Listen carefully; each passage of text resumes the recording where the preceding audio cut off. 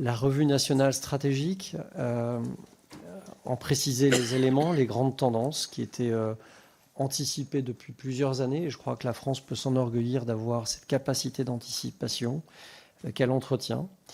À l'époque, on évoquait la guerre en Ukraine, Gaza, le Soudan, le début de la crise iranienne, ce qu'on évaluait comme des symptômes du dérèglement massif de notre environnement et des conditions pour notre sécurité.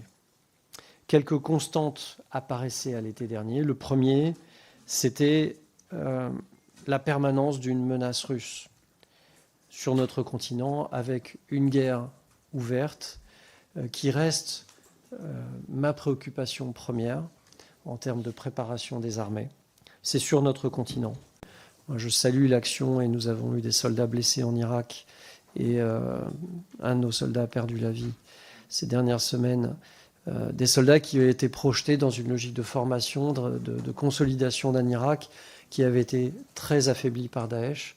Et aujourd'hui, cette menace terroriste reste forte au Proche et Moyen-Orient, en Asie et aussi sur le continent africain. Mais cet emploi désinhibé de la force, on l'observe aussi de la part de grands États, dans des proportions qu'on n'imaginait pas, notamment au Proche et Moyen-Orient en ce moment. Et comme vous l'avez dit, Monsieur le Président, pour peser dans cet environnement, pour être écouté, qu'on le souhaite ou non, aujourd'hui, il faut être fort. Une nation qui n'est pas forte ne pèse plus dans le débat international aujourd'hui. La troisième constante, c'est la nécessité pour les Européens de développer leur défense pour être en mesure de faire face ensemble aux défis pour leur sécurité.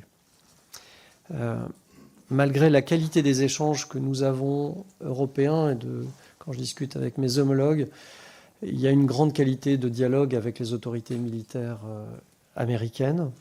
Mais le constat fait par beaucoup de mes partenaires en Europe, c'est qu'on ne peut plus avoir le même niveau de confiance sur l'engagement des Américains pour notre sécurité. Aujourd'hui, on ne peut plus avoir ce même niveau de confiance. Et là encore, je voudrais souligner la qualité des échanges que je peux avoir, notamment avec Dan Kane, le SEMA américain, mais également le général qui commande les opérations pour l'OTAN, qui est un général américain, qui a à la fois une responsabilité otanienne et une responsabilité américaine. Ils sont préoccupés par l'évolution des crises sur la planète, la même préoccupation que nous, finalement, cette simultanéité des crises qu'il faut couvrir sur des priorités américaines qui ne sont pas les mêmes priorités que celles de notre pays ou que celles de notre continent. Et ils nous alertent depuis des mois en nous disant « renforcez-vous ». Nous ne pourrons peut-être pas couvrir vos besoins le jour où vous en aurez besoin. Donc, les Européens, aujourd'hui, je vois au niveau militaire, se rencontrent de plus en plus, parlent de plus en plus de leur défense. C'est l'opération menée par les Américains au Venezuela. Opération militaire extrêmement conséquente, préparée pendant des semaines et des mois, et qui conduit au retrait du leader du pays. Ce qui a été forcément observé. Les opérations qui se sont poursuivies à Gaza, en Cisjordanie, on n'en parle pas beaucoup, mais ces opérations se poursuivent avec toute la dimension humaine dramatique qu'elle entraîne. Une crise qui s'est développée au Proche et Moyen-Orient, avec des acteurs classiques, mais une extension aux pays du Golfe, que les Américains n'anticipaient certainement pas en déclenchant Epic Fury en Iran, et qui perturbe des équilibres, qui perturbe des modèles de développement. Arabes Unis, aujourd'hui malheureusement, notre partenaire avec lequel on a des accords importants subit la guerre déclenchée et les attaques très féroces de l'Iran. Après Israël, c'est le pays qui a subi le plus grand nombre d'attaques depuis le début de la crise. Nous avons envoyé des soldats au Groenland. Ça paraît déjà très loin finalement, mais c'était hier. On a envoyé en quelques heures des soldats évoluer sur un continent difficile à moins 40 degrés. Nous avons projeté des forces, nous avons des équipes de l'armée de terre et une frégate au large de Chypre. Chypre qui a été visée par des tirs venant du Proche et Moyen-Orient, c'est l'Europe.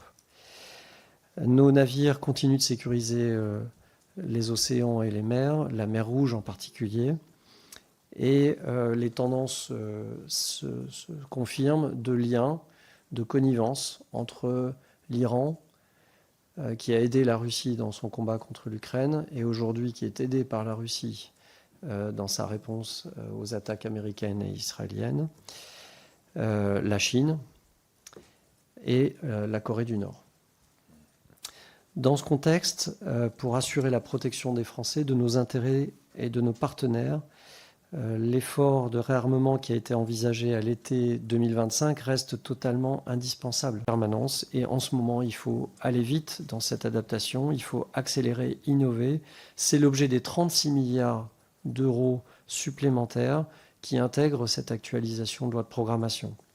Avancer en 2027, l'objectif que nous avions pour 2030, avec un budget annuel de 64 milliards d'euros en 2027, 3 milliards et demi supplémentaires par rapport à l'année dernière. Et donc quelques éléments qui m'ont permis de construire cette copie pour les armées. D'abord, tirer les conséquences et les enseignements des conflits actuels. La menace terroriste rendait ces choix acceptables sur une vision de court terme. Aujourd'hui, en Ukraine, au Proche et Moyen-Orient, nous voyons que la maîtrise du ciel est un enjeu majeur. Nous voyons que nous devons désormais gérer une menace d'usure de défense par les drones. Hier, plus de 170 drones sont tombés sur l'Ukraine. Toutes les nuits, c'est plus de 100 drones qui vont de la Russie vers l'Ukraine. Et au milieu de ces drones, des missiles beaucoup plus perfectionnés qui posent des défis supérieurs pour les interceptions. Ces défis supérieurs, l'actualisation de la loi de programmation va les traiter. En faisant un effort sur les moyens solaires, je dirais, historiques, les plus poussés. L'Europe disposera d'une capacité supérieure aux moyens patriotes américains. Jelajahi cara baru mendapatkan informasi. Download Metro TV Extend sekarang.